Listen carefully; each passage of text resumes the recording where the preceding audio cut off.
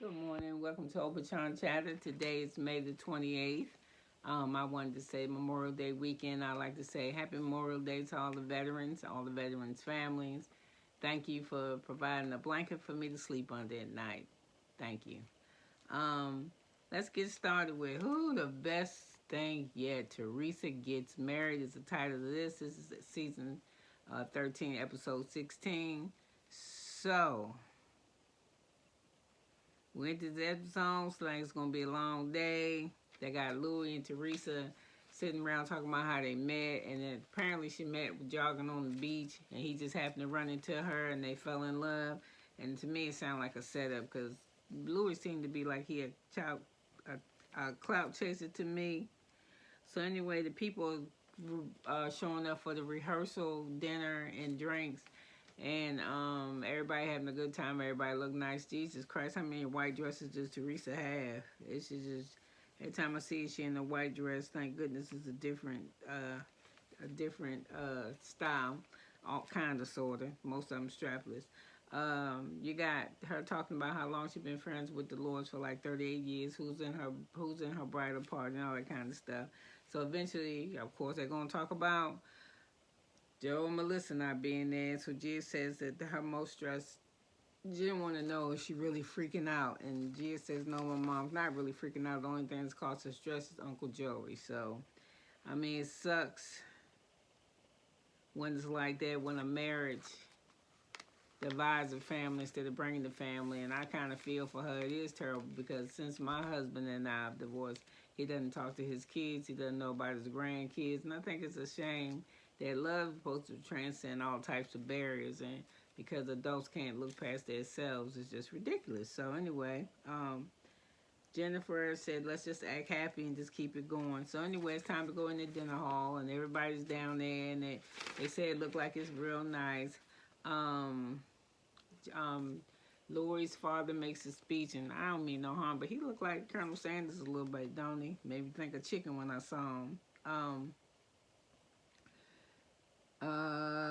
It's gonna be they're having a dinner, and everybody's saying speeches and taking pictures or whatever. Well, Teresa and Louis thank the people for showing up after the father says the speech. So anyway, it's the next day, everybody getting ready, and you see them working on Teresa's hair, but it looks like it took hours. Like they started on her shit like early in the morning. So it's the next day, and she getting her hair done. Everybody that run into her hair don't like it, but they don't say nothing because she wants to look like a princess. Um, uh,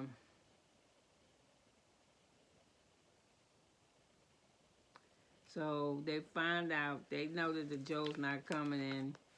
She said that Teresa tell the kids that Joe ain't coming to the wedding or nothing. And she act like she devastated by it, but I don't think she really is because the episode before last, she said she really didn't want them to come because she thought they was going to ruin her wedding.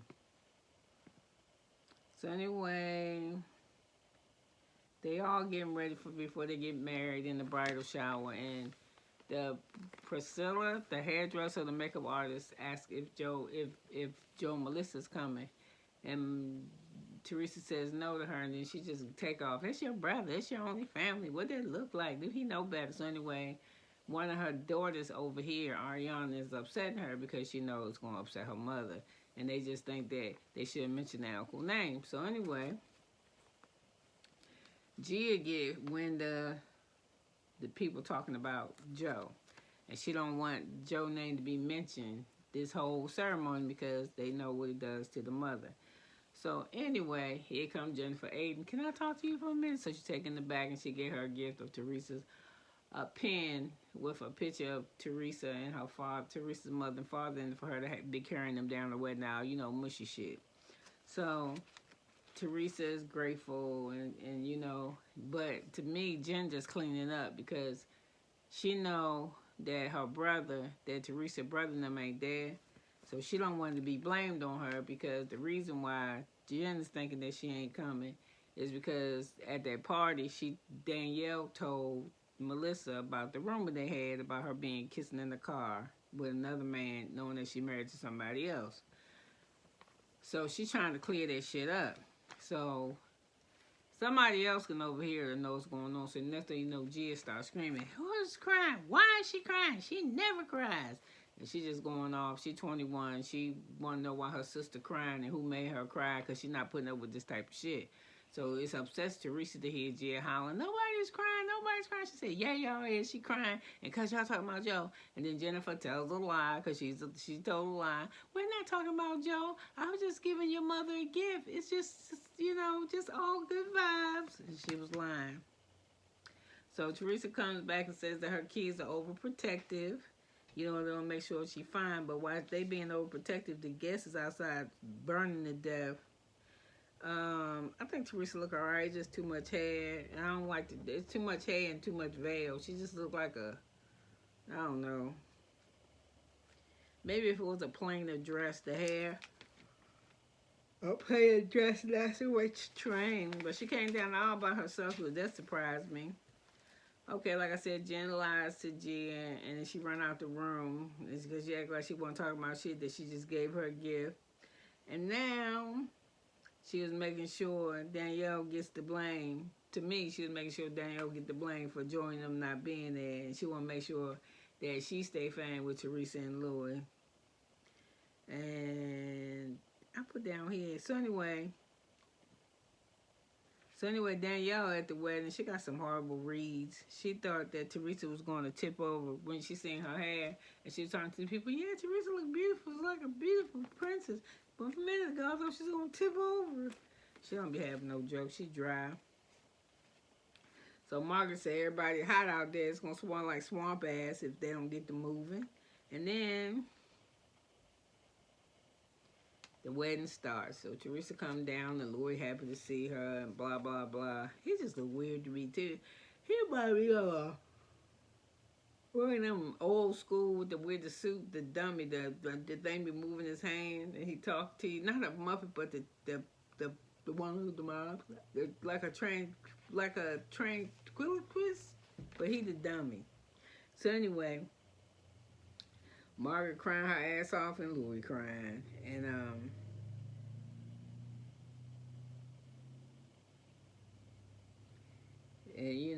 so they finally get married, and then Teresa's wedding was over the top. Cause like she paid, it said it was $500,000, but it was 500 plus.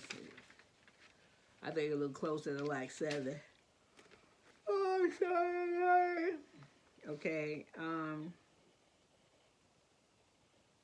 So they finally married, and the reception goes, and who gives speeches? The daughters give speeches.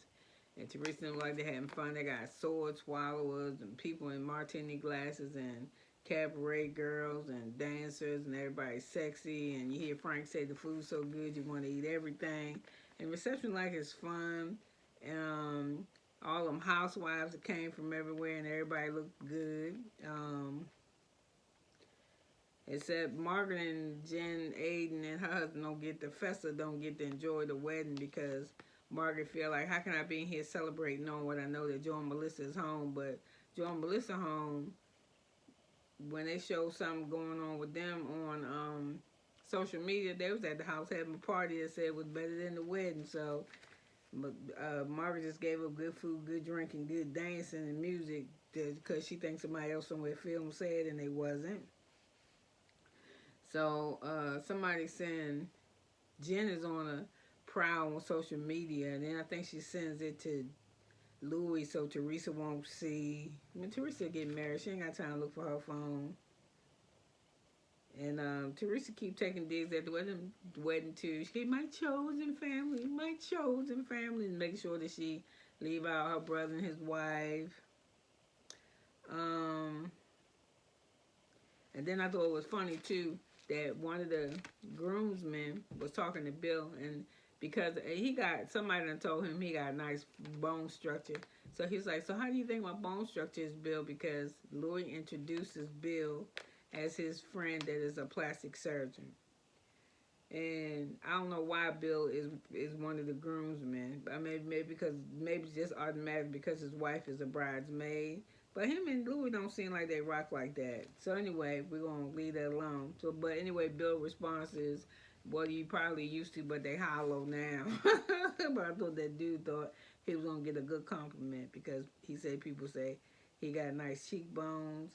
Um, so let's see. Teresa got a couple of changes, but I don't like that dress she put on. Look like lingerie. The one that she dancing in, we see like she wearing panties, a bathing suit thing. Yeah, the second dress looked like lingerie. I said she got like a lot of entertainment there. I can't even really put nothing on what. And I noticed too. Side note: Jenny Fessler's husband was old as hell. He older than her, huh? By at least about 15. The first dance made everybody cry because they really do. Teresa's in love with him. You could tell she ain't dumb with him. One of them. Then we see Nate hugging the hell out of Louis too. He must have been drunk. Nate, that's the Danielle husband, cause he was damn near picked him up off the floor. I thought they was gonna make out with each other. Okay, then when Teresa and Louis had that dance, the kids came out and danced on the floor with them. I thought that was nice. So before they cut the cake, Louis thanked everybody for coming.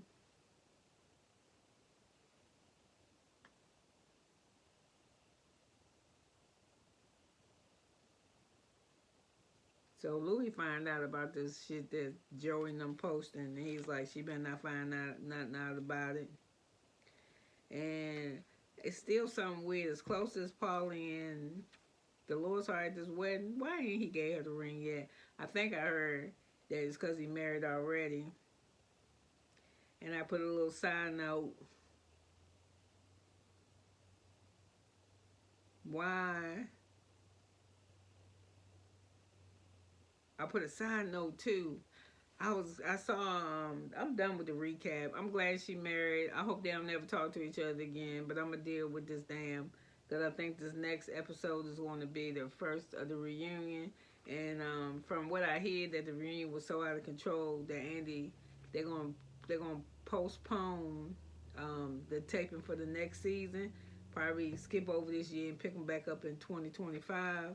And I didn't like this. I didn't like how Andy Cohen was screaming at the housewives in this reunion. I mean, they probably deserve that shit, but he don't let it get out of control for all these years to me. But the way he's screaming at her, I'm like, that's an HR thing, ain't it? But ain't he HR too?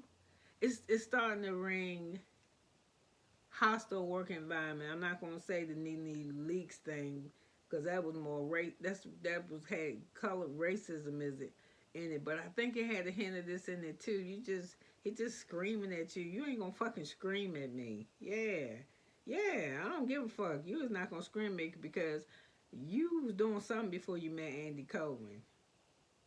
So